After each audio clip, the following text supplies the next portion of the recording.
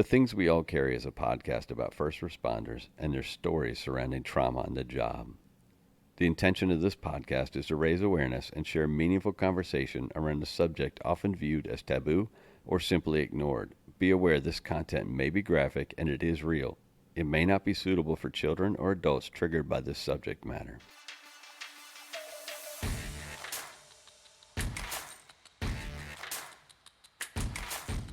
Welcome to episode 37 of The Things We All Carry. Today I'm joined by Tyler. Tyler has been a firefighter for 18 years in Wisconsin, 12 of those years in EMS. He is currently a paramedic and serves as a captain in his department. Tyler's life has taken twists and turns leading up to where he is now. He reached out to me and shared his story and the article he wrote for Firehouse magazine. His professional and private life became inexorably linked one day in 2013. This episode focuses on his life, that fateful day, his recovery, and his message to anyone fighting their own demons. A quick reminder to please help us build a community which not only recognizes, but supports each other through the struggles and recovery. Reach out through Instagram at The Things We All Carry or email mystory@thethingsweallcarry.com to offer support and share your story. Please remember to leave a review on iTunes and give a shout out to any first responder you know, love, or care about. Y'all enjoy the show.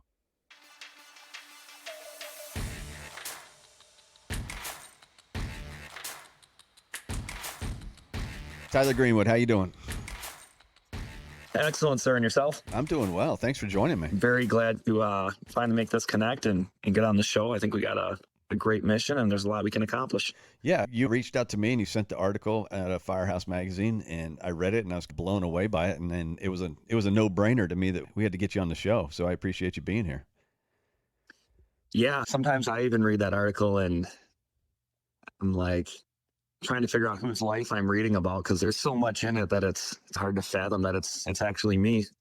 So before we get to the article, which we're going to spend the bulk of our time on, let's just talk about you. Where are you right now? So I am in Wisconsin, a little city, about 12,000 people called Baraboo. I work as a firefighter here as well as a paramedic. We've got a really cool response area. We've got Devil's Lake State Park, brings in 1 million plus people a year, a hub for rock climbing. So we get a lot of technical rescue calls out there, a pretty cool skill set we get to use. And then we have just your typical fire EMS response stuff. We've got a handful of like nursing home facilities, and we also run interfacility. We've got all kinds of different call volume up in this neck of the woods. So how long have you been doing it? I've been with the fire department for just over 18 years. I've been a medic for Baraboo for about 12 years. What was family life before you joined the fire department? Where'd you grow up and what's your mom, dad, any siblings? Born and raised in Baraboo, one of those people that never really left home, but I love the city. A lot of friends here, a lot of my family is here. Some of them are dispersed out through Texas, Montana. But as far as family life, really young, my parents were divorced. I think that's the cookie cutter start to trauma stories, isn't it? But they were divorced I think I was 1. My father was a great guy. He passed away a couple years ago, but his demon was alcohol. My mom has told me their first date, he went out, he drank a bottle of Jack Daniels, passed out, woke up, gave her a ride home. But he was a good, can't complain about that. There's nothing there that was probably extremely detrimental to my childhood. Mom got remarried to a gentleman named Randy. Wonderful stepdad. He's a father to me. Very critical part of my development as a youth into an adult who I am today. But as far as growing up, I never had a direction or group. I wasn't the jock. I wasn't the valedictorian. I was just the middle of the pack. Didn't really have a group. So when you don't have a group, you gravitate towards the other people that don't, and that tends to be the party crowd. And that was probably the beginning of where things started going astray for my life. Oh, go ahead. You say you weren't part of a particular group, and so you just fall in where you fall in at that point, correct? Yeah. I think there's a group of sort of misfits that's always out there, if you will. If you're not, on the high school football team and basketball team, and you're not getting those good grades, there's this group of unknowns, and that's where I think people start to hang out. And fortunately or unfortunately, I guess that's where I ended up. And so in high school, you say that you floated a bit. I know you mentioned an ADHD, correct? Yeah, I was always the class clown. I think that was the best way to break the tension in the room and to get people to yeah, or to gravitate towards you. I was always the one that was quick to crack jokes, and in fact they put me on I never got good grades. If I got D's, my parents were happy. And they put me on, I got on Ritalin for a little while. I spent about one quarter in school on it and I got straight A's, but I hated the way it made me feel. So I just quit taking it. I guess I was willing to sacrifice the comedy and having fun more than I was passing classes. But yeah, I really started to party a lot, probably about my sophomore year. I had failed all of my freshman year, most of my sophomore year, and there was no way possible I was going to acquire enough credits to graduate. And so from that point on, I was all in with the party game. I didn't get a driver's license because I already racked up a couple underage drinking tickets, so I wasn't going to be able to get a license until I was 18. And it was just I had to commit to something, so I committed to the party crowd, to having fun. Still went to school. Parents were pretty strict when it came to getting there. So I was always on time and I didn't skip classes or anything. I gave nothing when all my effort was put into having fun. It takes a certain kind of commitment, though, to party like that and still make it to school on time every day. Yeah. It's an odd commitment.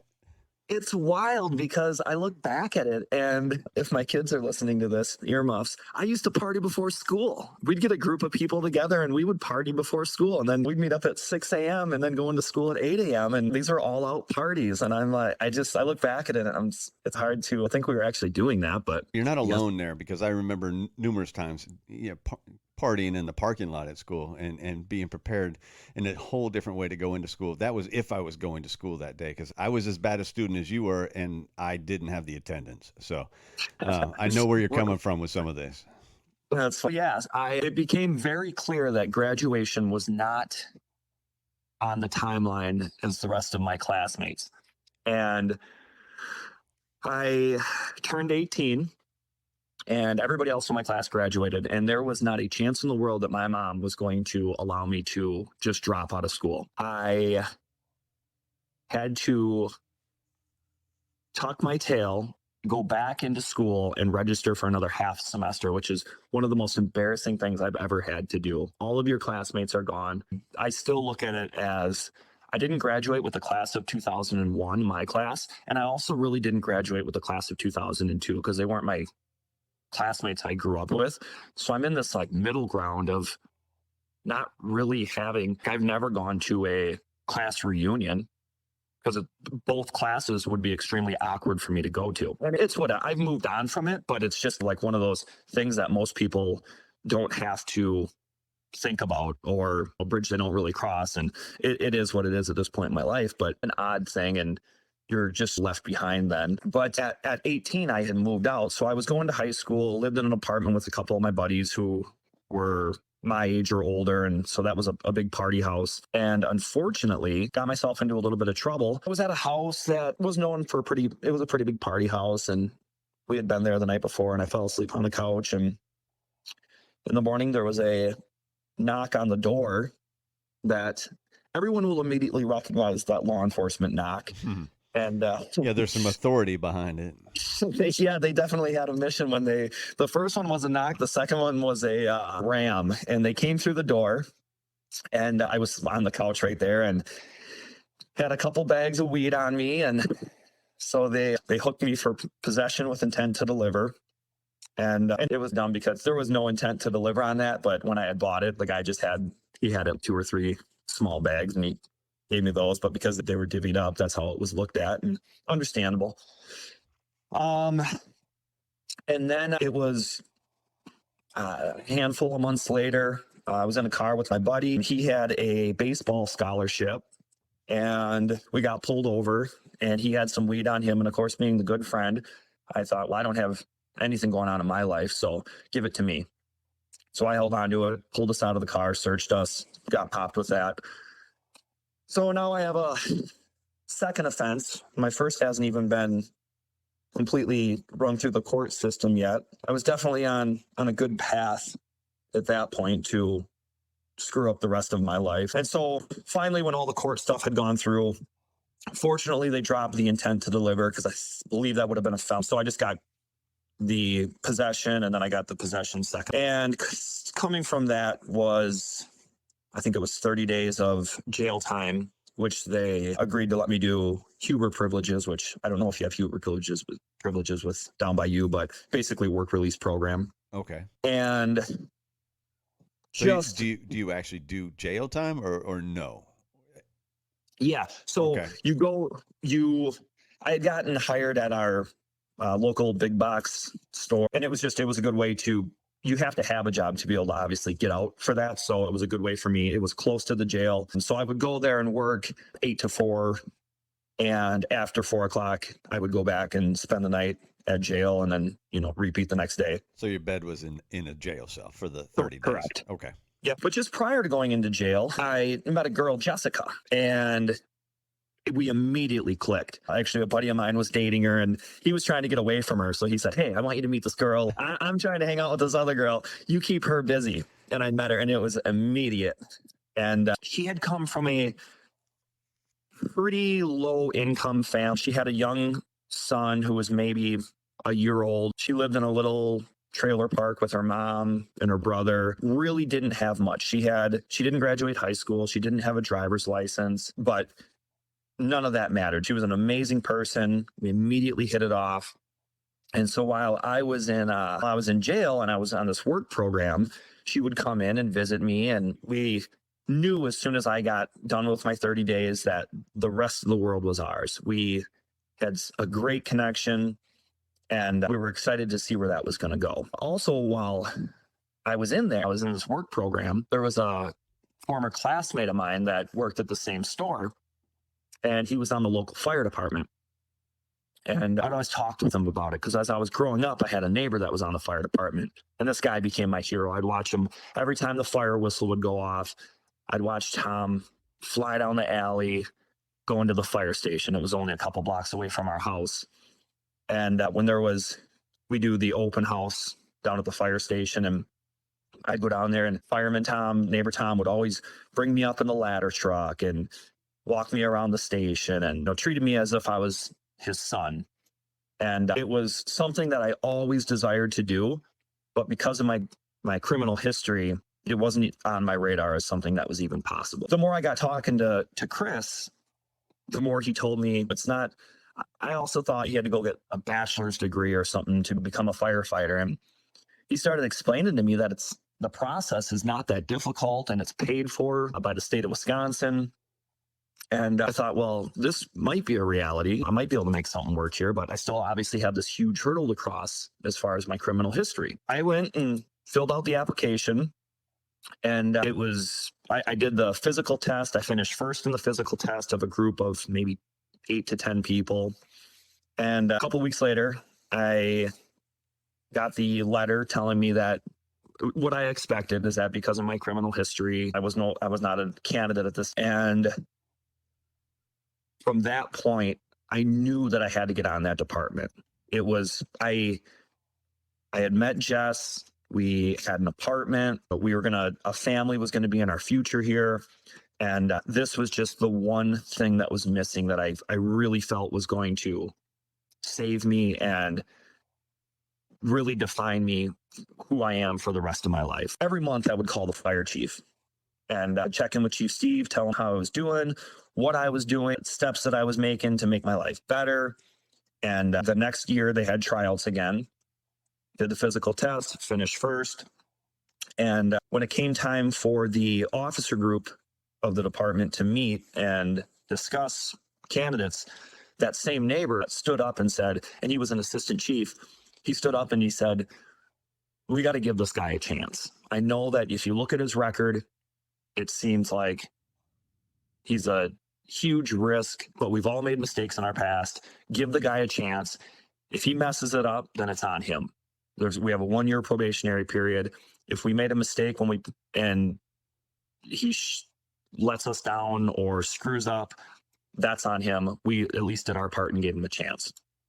And I'm so thankful he did that, and that a couple other people in the room probably, agreed with it. And I was invited to be a member of the department. I did my entry level, my fire 1, my fire 2, every class that I could take, I was taking. I had the t-shirts, we have the placard that goes on your front license plate. I'd walk around with my pager open. Yeah. Everybody was going to know that I was a firefighter. That's that little honeymoon period. Oh my gosh. I don't care I remember one time I was fishing away from, we were like, I don't know, 20, 25 minutes away from the house, and we got paged for a fire alarm or something. And I'm whipping fishing poles into the car and throwing the family. I'm like, we've got to go. Like, the world's burning down, but you're just so excited that every call is the big call. But what year was it that you joined the department? I must have joined it was 2004. Okay. Just trying to get a timeline there. That's why I asked. Yeah, ironically enough, and we'll get to this later on, it was September 2nd, 2004 that I joined the department. Okay. And that date will become significant again later on. So you're in hook, line, and sinker, no pun intended, after the fishing story. Yeah. And how does it go? How do those early years go? The early years were amazing. I found my spot in the department. I've always been a go-getter, and the rest of the department recognized that. If there was a call, I lived close to the station, so I was always like the first one there. And we had a rule at the time that if you're a probationary firefighter, you can't ride first engine out. So I'd get there and I strategically place myself at the rear of the apparatus, just behind either the driver's door or the officer's door, so that I could make eye contact with them, and so they'd have to see me, because every once in a while they'd invite you on the engine if they were still waiting for personnel to arrive. And so I would strategically stand there waiting for them to see me. And everybody calls me Greeny, and all right, Greeny, jump on. And if you start to pull your weight and show that you're pretty competent, you get more of those invites. And I was getting them. I was really finding my groove, and I was ambitious. I had finally, I think the group that I was looking for my entire youth, I had finally found as an adult. And it was this new group of 40 friends, brothers, leader, all of my old group of friends.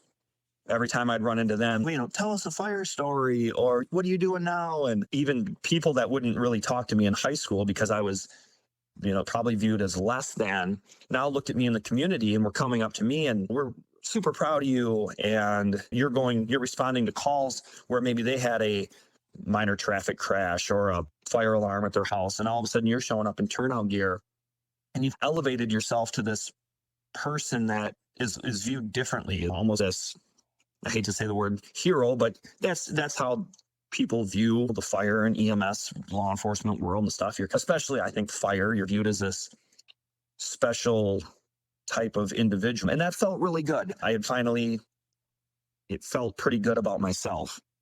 I was just say it's intoxicating. Yeah.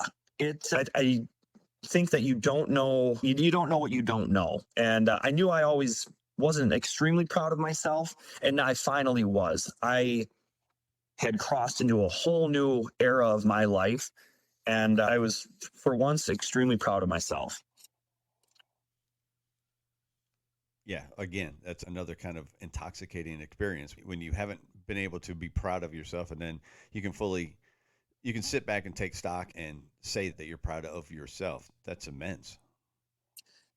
Yeah. And so from there, I had got a bunch of fire certs and put in a few years on the department.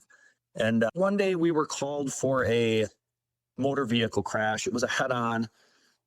And we got there, and it was a young lady from the community that was critically injured. And we extricated her from the vehicle. And our local EMS is a full-time service, where our fire it's mixed. We have a couple career, but most of it's paid per call. And we got this young lady out of the vehicle, and she was still alive, but later on, a couple hours later, would succumb to her injuries. But at that time, we got her out, handed her off to the medics, and I'll never forget so clearly this image of I looked around and there was 25 firefighters standing there watching these two paramedics work.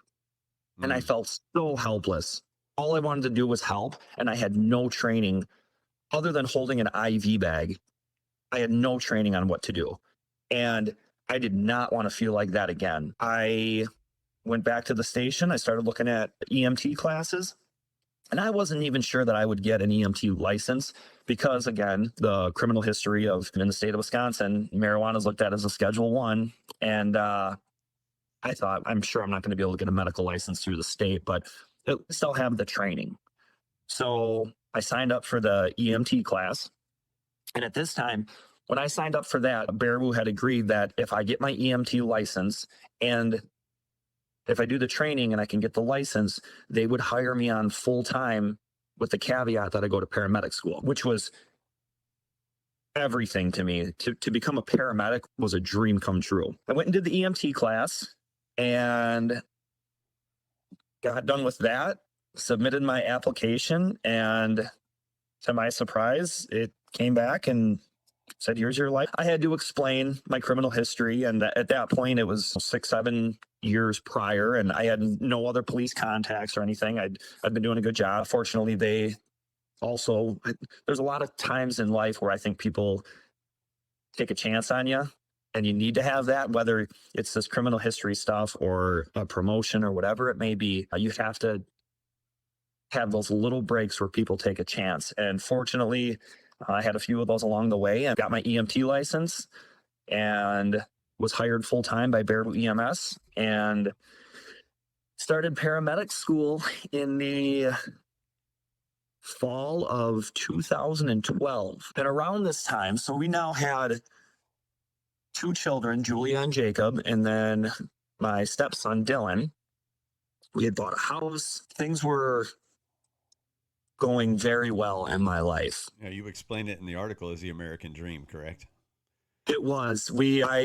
It's beyond my imagination how well things were going in my life. I walked around like the proudest man in the world. I had this new job. I had these, wonderful children.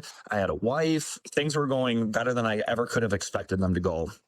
There was times in my life when I was young where I honestly didn't know that I would see 30 years old. I didn't plan on it, didn't expect to.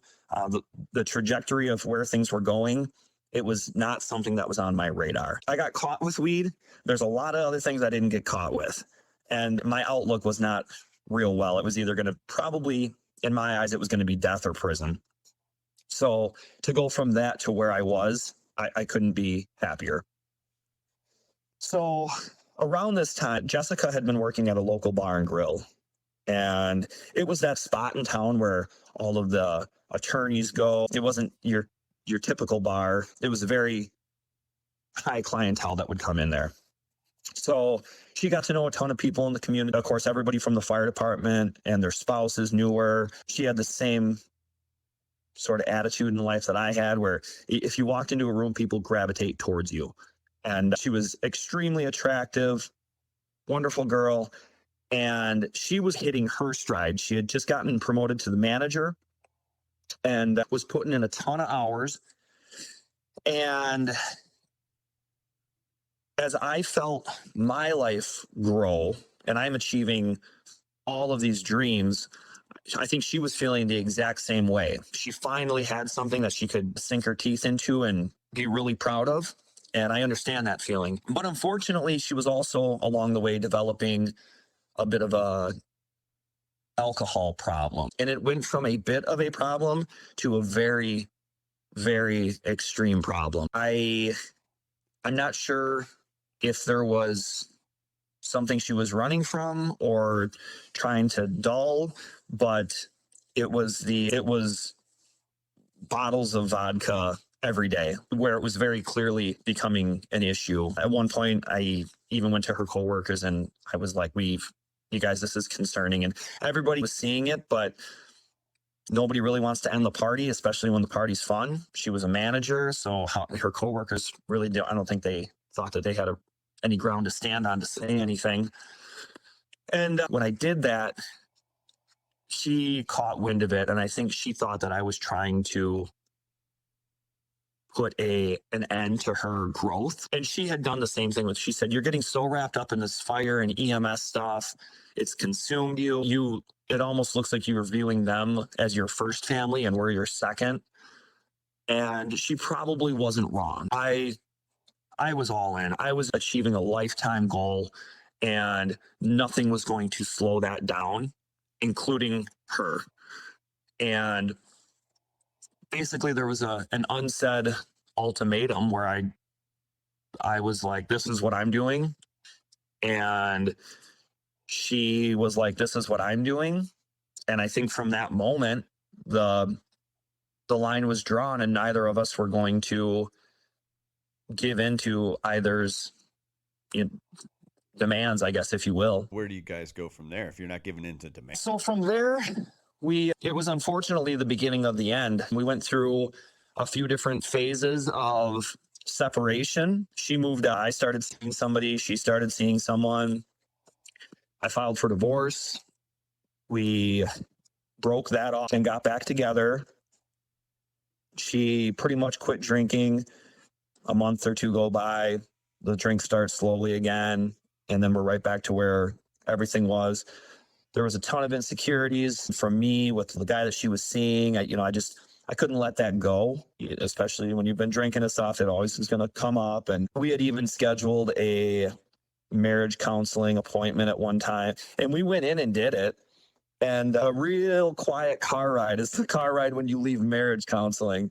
There's nothing better than talking about all of your feelings, all of the things that you've done to one another. And we left that appointment, and I don't think either of us ever were interested in going back to another one. Not that it's not super helpful, and it probably works for a lot of people, and it probably could have worked for us, but the emotions were so strong at that point that all it did was it just amplified what we were going through. And it was probably a month or two later, I had refiled for divorce, moved in with my parents down in the basement, and I was still going through paramedic school. I was right in the middle of paramedic school when all this is going on. And I already had the stress of that. And then you add these marital problems in there. And I could only focus on one thing at that point, and it was completing paramedic and moving along with my career.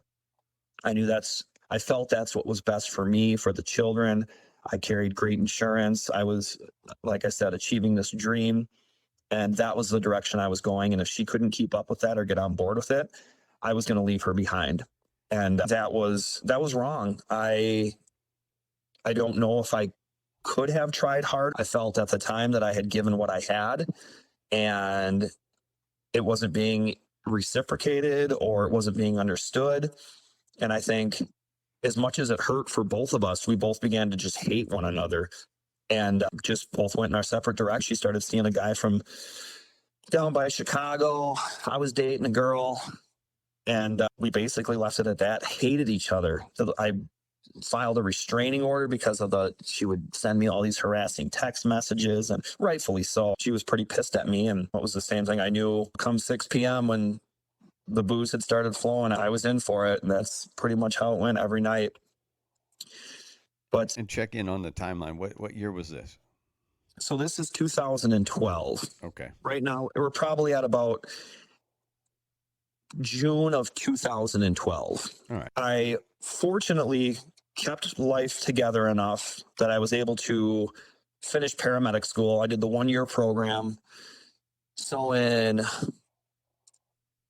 August, I want to say, of 2000 and I'm sorry. Yeah. So I'm sorry, 2013 it was. So in August of 2013, I finished paramedic school, got my license, and was now operating as a paramedic. I was on this cool 24-hour rotating shift, all these new skills that I can use. And the marriage and divorce thing, I was I was past that. It wasn't complete yet, but I wasn't going to let it affect me. It's a beautiful September day, September 2nd, 2013. I invited my brother over for a cookout. So I had the kids there. I think they were 6 and 9 at the time. And my brother comes over, and the day before this, we had a very significant crash. It was a vehicle versus motorcycle. There was a couple friends. These two guys had jumped on the motorcycle. They were going from one bar to another, and it was a foggy night. There's still some details that are unknown, but it was, I think, right around maybe midnight.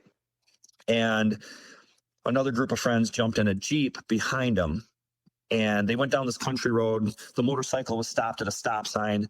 The Jeep came up over this hill, hit them, ejected both of the drivers from the motorcycle. And it was my first ever significant trauma as a paramedic.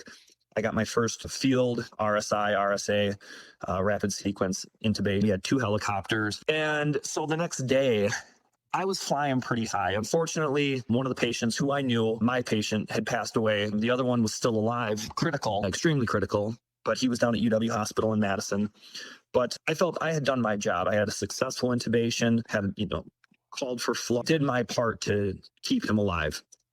And so the next day, of course, my brother comes over for this cookout, and I'm briefing him on this call that I had, and I'm pretty excited about these are the things I got to do. And I've spent a year learning these skills, and I finally got to utilize them.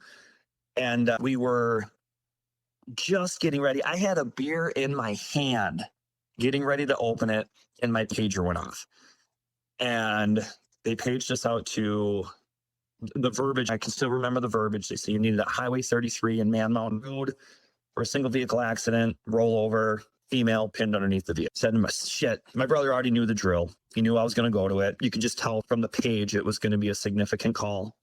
And again, I was about a block from the station where I lived. So went down to the station. I jumped in the back of our squad, and we were headed out. We were getting updates from dispatch, and I heard our chief get on scene and the dispatch information that was coming back was she's got a thready pulse underneath the vehicle. And I was an EMT for a year or two, about a year before, while I was doing my medic program. So I had been exposed to quite a bit of death and scenes like that. So a lot of times when we would get on scene, if it was a body recovery, my chief would always ask me if I wanted to do it. I think it just helped with limiting the exposure to some of the firefighters that maybe didn't see that on such a regular basis. We arrived on scene, got our staging instructions. We knew the vehicle was on top of the female, and that it was of the utmost importance to get her out of there. The back of the squad opened up. I stepped off, and when I stepped off, my chief was standing there. And I was fully expecting the conversation of, hey, body recovery, you want to go do it? And instead, he grabbed me by my arm and started walking me down the road. And it's a main highway. And he said, it's Jessica. And I remember I said, and just waiting for him. He didn't say anything, and we both just stared. And he did this sweeping motion with his fingers across his neck, as we all recognize as And I remember looking over my shoulder to the left, and I saw my vehicle down there. It was our family Trailblazer, and it had my license plate. I had personalized license plates. And this surreal moment of seeing my family vehicle on its side, knowing that the girl that I had children with, that I had married, is underneath that vehicle and deceased. And I see all of my brothers, my family, my coworkers are standing around this vehicle, and they all know her. They've all been to Christmas parties with her. They've all come to our house and been to birthday parties and picnics. And now they have this job. Never mind me. They have this job of now getting her out from underneath this vehicle. But I continued walking down the road a little bit. One of our command vehicles was already on scene. And I went over and I sat on the front bumper and just tried to figure out what exactly was going on at this moment and what was I supposed to do. And a group of people had started to gather around me. And I remember to this day, one of my best friends, he's an assistant chief with our fire department now, critical care medic, a guy I look up to this day, great friend. He was the medic on scene, one of the medics on scene. And he came up to me and he said, "Tyler, she's deceased." And I started with the typical paramedic stuff. What's her rhythm? What are her injuries? And he said to me, "Tyler, she's contorted."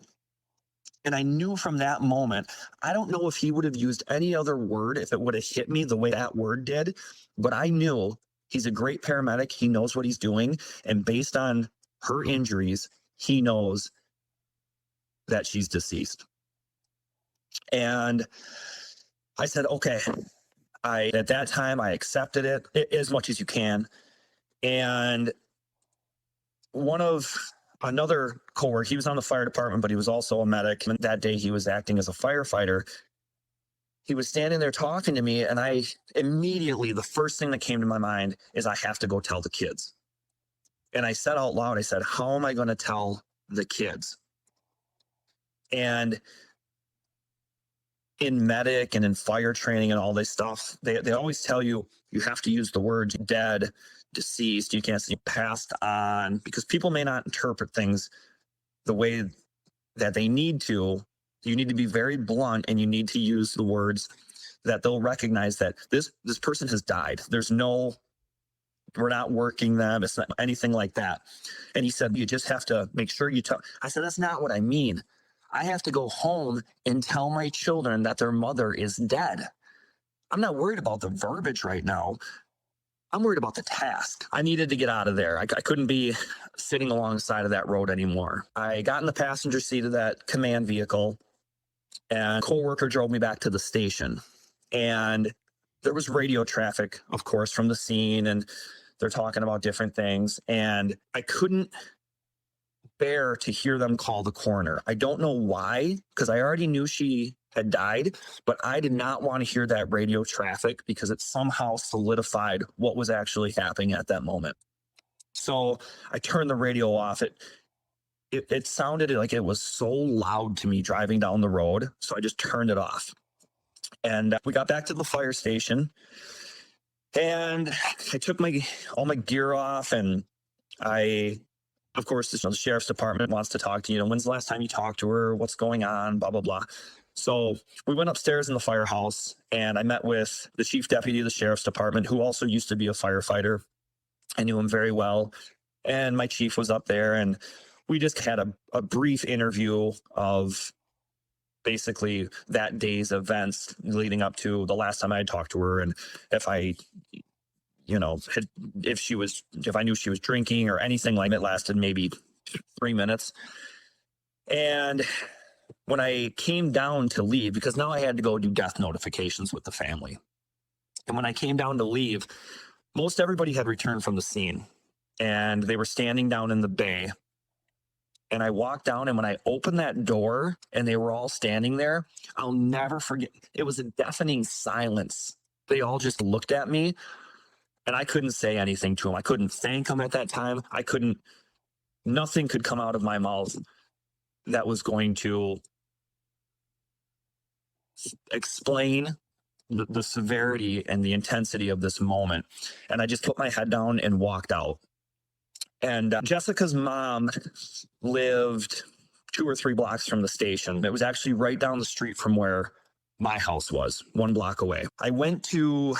I drove over there, but in lovely social media, people had started talking, and hey, I heard there's this crash out there. And I think somebody actually took a video when they drove by, and somebody said, I think that's Jessica's vehicle. So the rumor mill was already starting to buzz a little bit. And I got over to her mom's house, and her brother was there. And as I started walking up, of course, it's never good when a vehicle pulls up and 3 people step out of it that are all fire. And then there's a sheriff's department chief deputy there. And I walked up, and her brother walked out. He's walking towards me. He's, don't say it. Don't say it. And they were extremely close. And I told him, I said, Justin, she died. And he started crying and I gave him a hug. And as I'm hugging him, I'm looking past him. My head's on his shoulder. I'm looking past him. And in front of my house, a block away, I see my two kids out front playing. And my brother, I had called my brother and told him what happened. So my mom and stepdad had come over to the house. So the kids are outside playing. I'm looking at my children outside playing while I'm holding her brother who's sobbing. And I'm thinking, this is what's to come next. I have to walk down the street and tell the children this news. So I completed that notification with the family or with her family. And everybody said, all right, let's get in the car and we'll go down the road now. And I said, I can't make this any faster by driving down the road. I said, I'm just going to walk and I'm going to try to figure out how I'm going to do this. And they said, ironically enough, that same firefighter that I grew up watching and looking at as a hero was with me. And he said, I'll walk down there with you. And as we walked down the road, he said something that has always stuck with me. And he said, Tyler, you've always been the glue to this department. When things get rocky, when tensions get high, you're right there to crack a joke. You soften the environment and you always take care of us. And now it's our time to take care of you. And I'll never forget that he said that.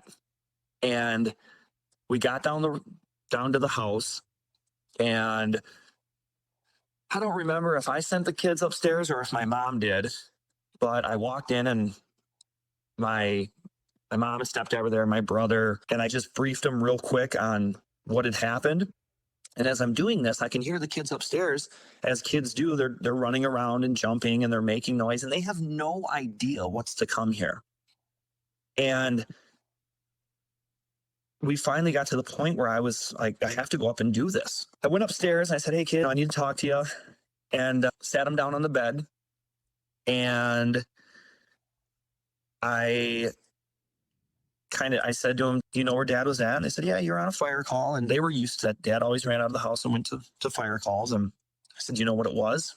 I said, I think it was a car crash. I said, yep. And I just came on. I said, it was Mom. And they looked at me, and I remember my daughter said, is she hurt? And I don't, right or wrong, I don't know. Still looking back, I said, she died. And the look on their face was, and I remember my son goes, you're spoofing, Dad? And I said, no.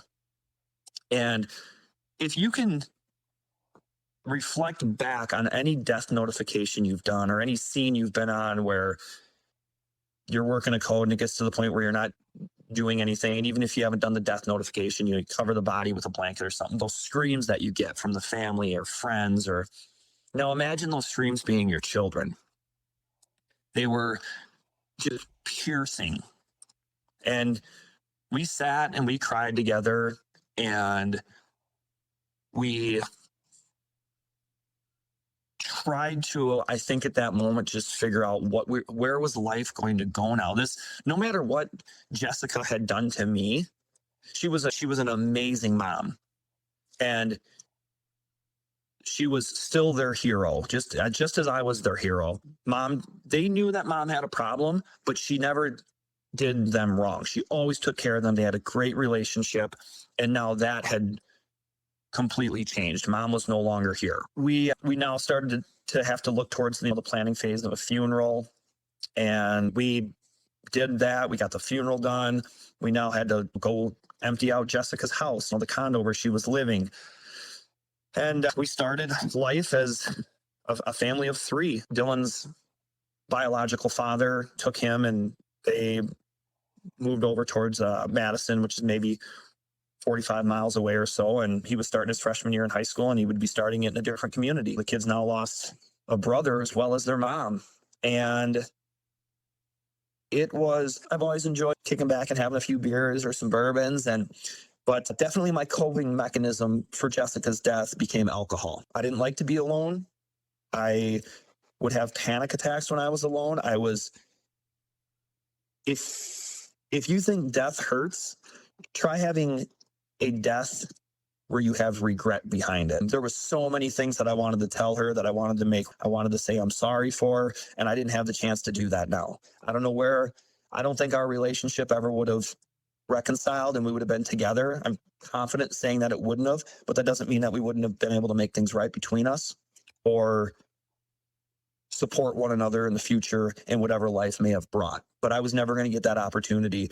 And selfishly, I put myself into a really dark hole.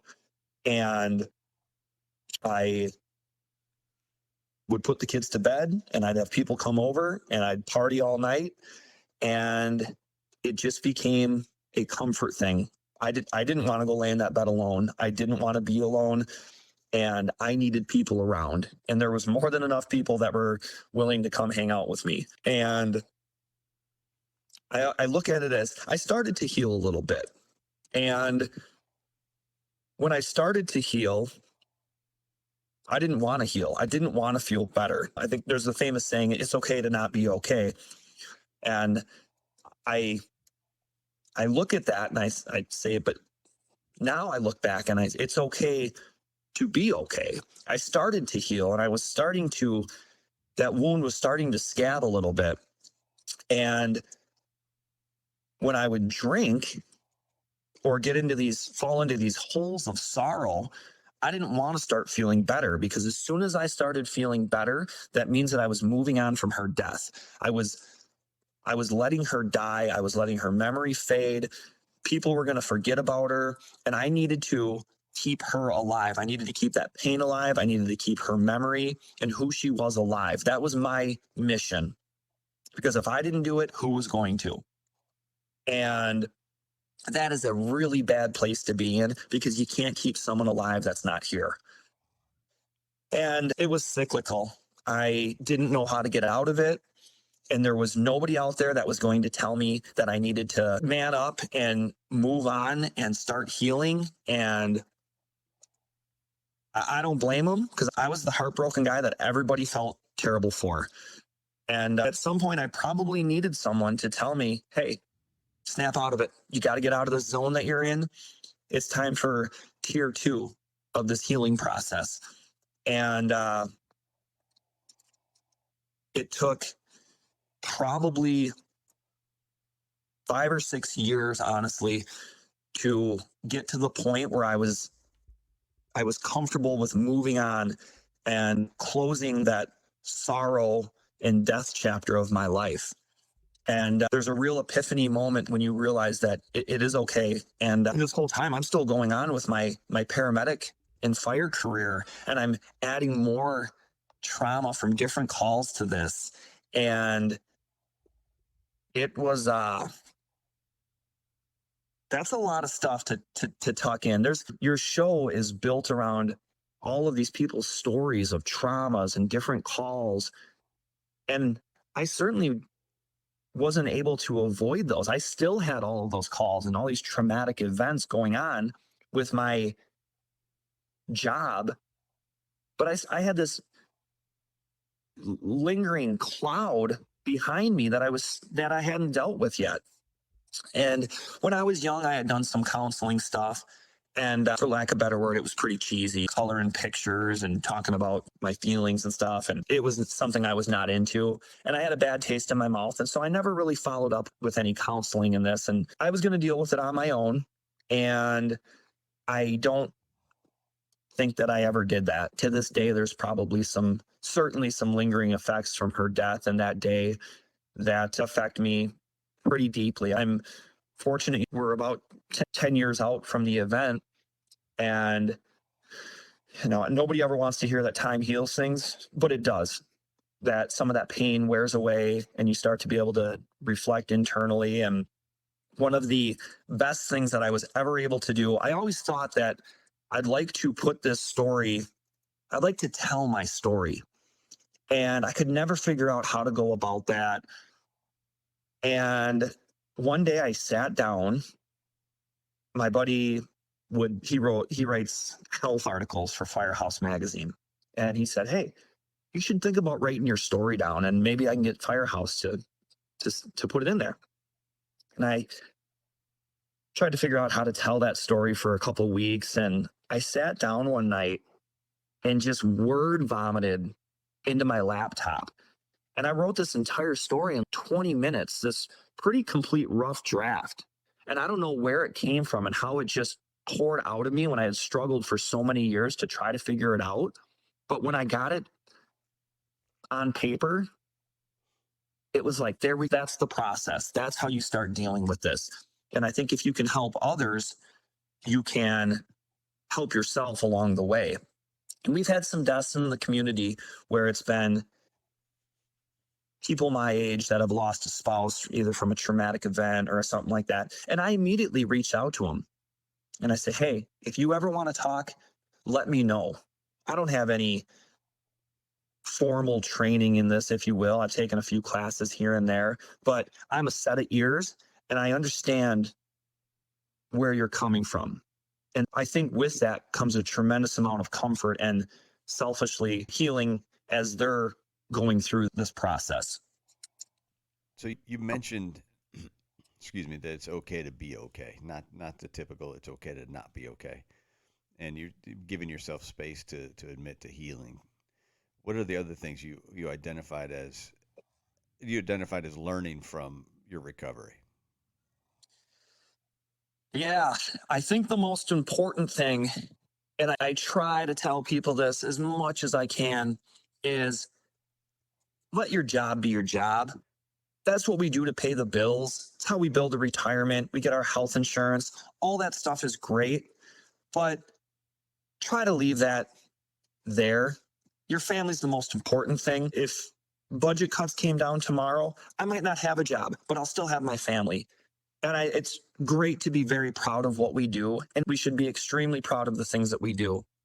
But leave it at that. Don't let that interfere with your home life, with your family. At times, it's going to. We see terrible things. We deal with a lot of emotions, and it's going to have its times where you're grumpy. Maybe you're sad. I've sat and cried my heart out to my now wife, Ashley, who's an amazing human being. We're so blessed to have her in our life now. And there was a time where I said, I'll never get remarried again. Like when I get to the gates of heaven, even though we were going through a divorce, it wasn't final. And I'm going to see Jessica as my wife. And when I met Ashley, I knew I'll marry this girl. This is the one. And she is heaven sent. And there's times where I've sat with her and I'm not a crier. I don't like to, but there was a cleansing moment. And there are some times that I've sat and poured my heart out to her about a bad call that we had. And that's what family is for, is to be there for you in your rough times and for your good times. And I just can't explain how important it is to remember that when you start getting wrapped up in this fire, EMS, law enforcement career, don't let that become more important than your home life. I always pick on the guys and gals or whatever that have the thin red line wedding ring and stuff. And I'm like, I wear this very nice, flashy wedding ring. And that's I'm very proud of my marriage and my wife. And that finger is that my marriage is important. And that's what that wedding ring is for. I am not incorporating my fire department life into that. And there's nothing wrong with it. I understand it's the style and whatever. My marriage is separate and more important than my career. And so I can't emphasize enough for people to remember that. The same gentleman that told me that I was the glue of the department also told me a very important lesson. And he said, "Tyler, we never really clean out our closet completely. We just get a bigger closet." And it was one of those aha moments, because those calls stick with us. They change us and they reroute the way we think, the way we behave, our reactions to things. And no matter how hard we try, I don't think we can ever really forget them. We can try to move past them, but they're going to stay with us and they're going to change us. I often think back, if I could just Control Alt Delete and go back to maybe 16 or 17-year-old Tyler, where I hadn't been exposed to all this death and these traumatic events and all these things in my life. What was my mindset back then? How did I think? How did I react? What were my emotions like compared to where they are today? And unfortunately, we can't do that. We can work on trying to stay as grounded as possible with therapy and, of course, minimizing any sort of substance abuse and things like that. But we'll never get that person back that we used to be, that sort of innocence that we used to carry with us. That person's gone. And we just have to move forward and do the best we can to take care of ourselves and to try to the best of our abilities to clean that closet as much as we can instead of just kind of stuffing more skeletons into it. Yeah, it's almost like reorganizing as well. Yeah, definitely. I One of the other important things that I learned from this was that those skeletons stick with you as well as the trauma. I think when you're exposed to, it doesn't have to be the death of a spouse or anything like that. It can be just as traumatic. It could be a suicide or a pediatric death you go to that creates these pathways in your brain. And the emotions that you experience that day, your brain remembers that, your body remembers that. And when you're experience those emotions again and these chemicals are released, your body remembers the last time that I felt that emotion, it was this. And that day really sucked. And you fall back into that black hole in that really dark place. And it hurts. And the more you experience these deaths and traumas and things like that, the more calloused we get to it. And it's almost like a drug that you almost need more to feel. And you probably just experienced that recently with the death of your friend, right? We see these deaths all the time at work, and then we go back and we make dinner and we don't really think too much about it. But then all of a sudden you have this death of a close friend or a family member, and you're like, shit, I forgot what death is like. I forgot how much this hurts. Well, the death at work is impersonal compared to what you expect at a friend or a family level. And I think when we do these notifications and stuff, we put up this barrier and we say, I'm sorry for your loss, recite the script, and then we move on from it. And I think sometimes we forget that it's a death. It's that person is experiencing this traumatic moment that we'll go home and just try to forget. And that's when you start dealing with these things down the road, all that stuff starts to come back to you, and you need to make sure you deal with them, because if you don't, they're just going to stay there. And then I tell people counseling's not a bad. I've dabbled here and there talking to somebody, and there's a ton of different programs out there now, and it's good. Even if you're not going through something, go in and talk to somebody. Get that stuff off your chest. And you'd be surprised that maybe even though you don't think you're going through something, you might be. They give you 60 minutes of time, and you go in there and you think, how am I going to burn 60 minutes talking? I don't have anything to talk about. And before you know it, you're wrapping up that session and you're scheduling 6 more, because you just all of a sudden start opening up these doors of things that you didn't really think were affecting you. Yeah, I was gonna say they give you 60 minutes of time. Sometimes you walk out after 120 minutes.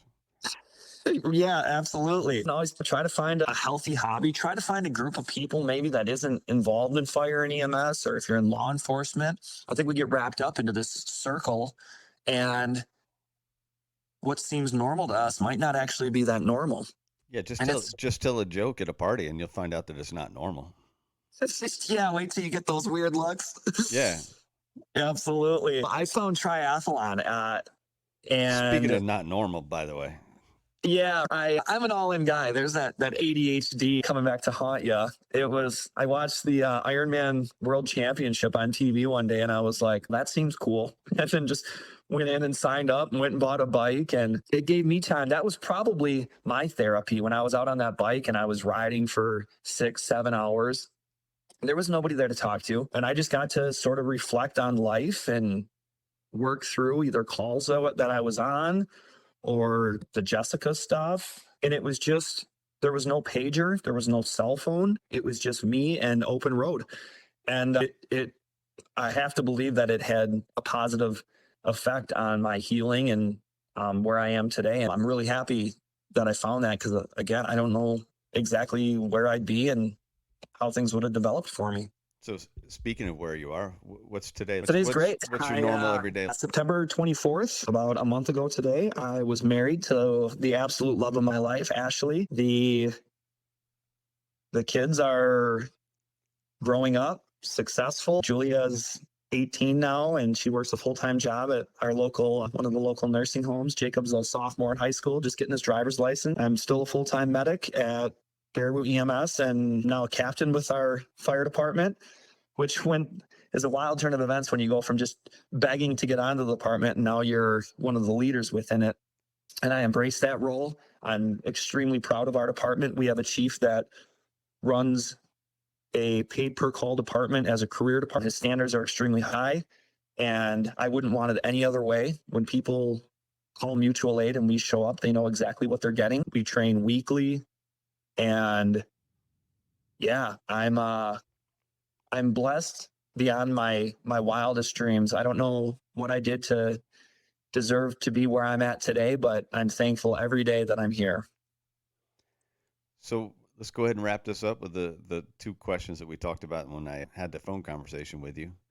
And the first one is, of course, about an everyday carry. What's something that you carry on you every day that you feel naked without? My one, they're both job related. The one is a flashlight, not just any flashlight. I carry one that I can clip onto the bill of my hat because we need our hands. And then when you get on scene and it's dark, I'm not sticking that flashlight in my mouth. We need our hands to work. And I learned from a bad call one time where I didn't have light. Fire wasn't on scene yet. It was a motor vehicle crash out in the middle of the country. And I was basically working with feel. And I said, I don't ever want to do that again. So I carry a flashlight with me. I clip it to the bill of my hat, and I can see, and I still have full use of my hands. And the other one, an emesis bag. The only thing I hate worse than vomit is vomit all over me or cleaning it up. And so I keep one in my pants pocket, and as soon as I hear that first little I'm like, here you go. Because when you need one, you can never find one. No, and we all know that noise too. Yep, exactly.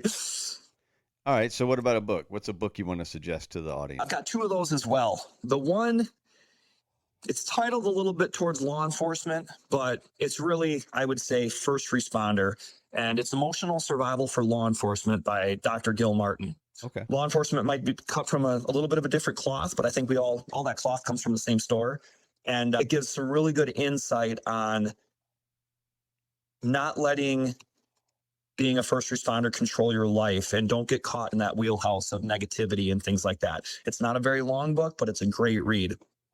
And the other one is called The Body Keeps the Score. It's written by an extremely intelligent man, but he writes it at a very understanding, basic level. So as you read it, you start to recognize these things. And I had dated a girl, I don't know, 7 years ago or something like that. And she was going through school to get her degree in psychology. And she was younger than me, and it was never going to work. But I learned a lot from her, and that was the important part. We're still friends to this day. And she had recommended that book because she knew what I had gone through.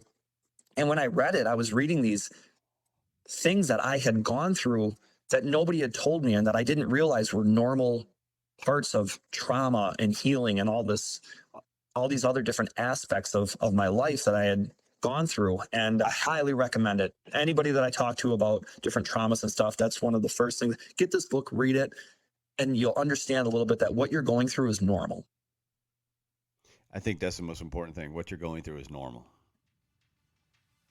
Yeah, it's they say there's not a book on this, and it at least give you a little bit of insight. All right, those are perfect. I'm gonna link those in the show notes, and so everybody has access to them. And I'll link the article in the show notes as well, so they can read the Firehouse article that you wrote, the one you referenced in the conversation here. And yeah, and I just appreciate your time. Hey, this is so cool, man. I really appreciate it. It's like I said, it's good to help other people, and at the same time, this is still healing for me. So I really appreciate it. Excellent. Go enjoy the rest of your day. Go pick your son up from school, and we'll talk again, and we'll stay in touch, and let me know how things are going. I look forward to that. Thank you, brother. All right, man. Take care. Yeah, bye. Thanks for listening to another episode of The Things We All Carry. Head over to the website, thethingsweallcarry.com, for show notes, resources, and to sign up for the newsletter. Until next week, take care of yourselves and remember to check in on each other.